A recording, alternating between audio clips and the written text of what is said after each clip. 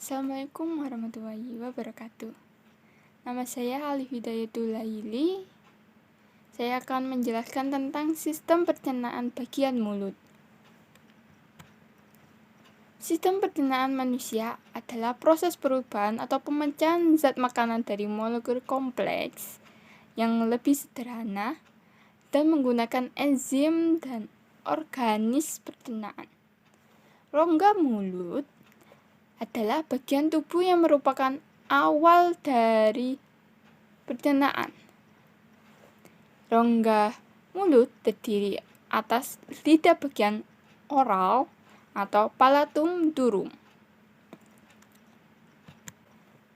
Mulut adalah rongga lonjong yang pada permulaan saluran pencernaan.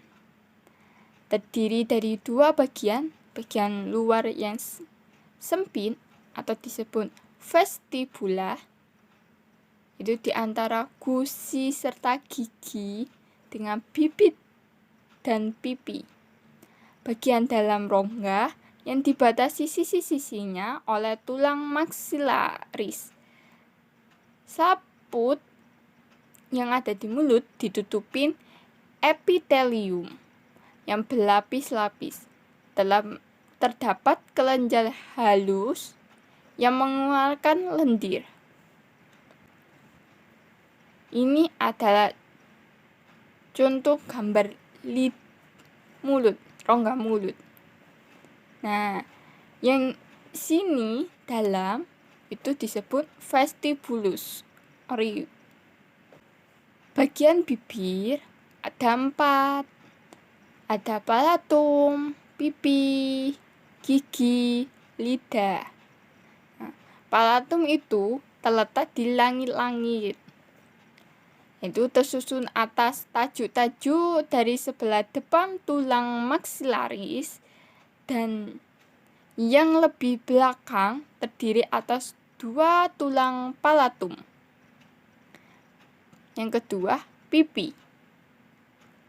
Pipi itu terletak di sisi yang berdaging pada wajah dan menyambung dengan bibir pada lipatan nasolabial yang dari sisi hidung sampai ke sudut mulut. Yang ketiga, gigi. Gigi ada 2 kelompok.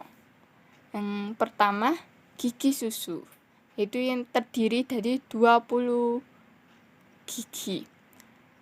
Dan yang kedua, gigi permanen atau gigi dewasa yang terdiri dari 32 gigi. Lidah. Yang keempat, lidah. Lidah berfungsi membolak-balikan makanan dan membantu menelan. Di dalam rongga mulut terdapat enzim, yaitu enzim amilase yang diproduksi di kelenjar liur. Enzim itu bertugas untuk memecahkan zat pati dan karbohidrat menjadi gula. Saat makanannya mengandung karbohidrat dikunyah, kelenjar liur di dalam mulut akan menghasilkan amilase.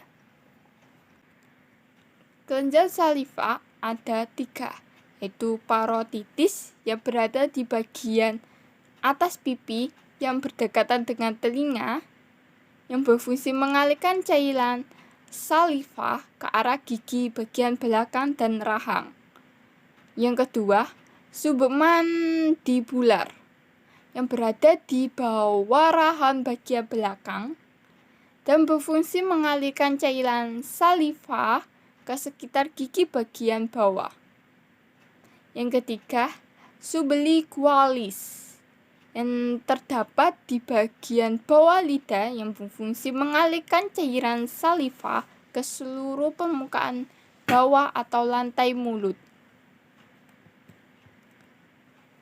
Contohnya itu ada sariawan.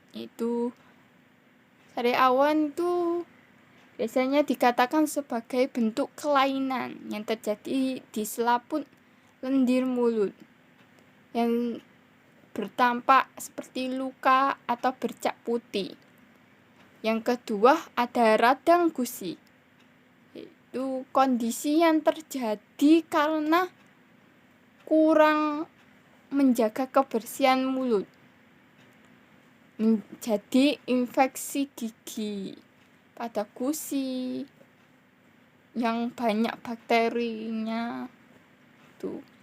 Yang ketiga, glossitis. Itu pada beberapa kasus ini glossitis ini termasuk kasus yang parah.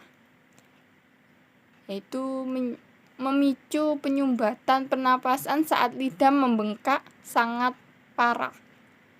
Yang ketiga, gigi hipersensitif.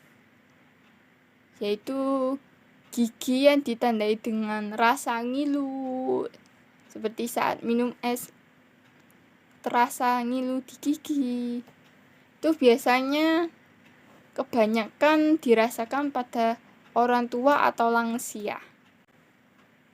Sekian dari penjelasan kami.